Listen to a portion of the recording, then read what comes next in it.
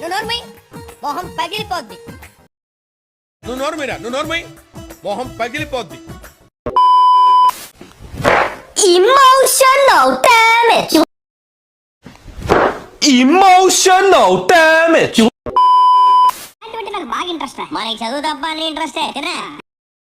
అటువంటి నాకు బాగా ఇంట్రెస్ట్. మనకి చదువు తప్ప అని ఇంట్రెస్టే తినా. ఏయ్ బాబు లేవ్. ఏ బాబు. ఏయ్ బాబు లేవ్.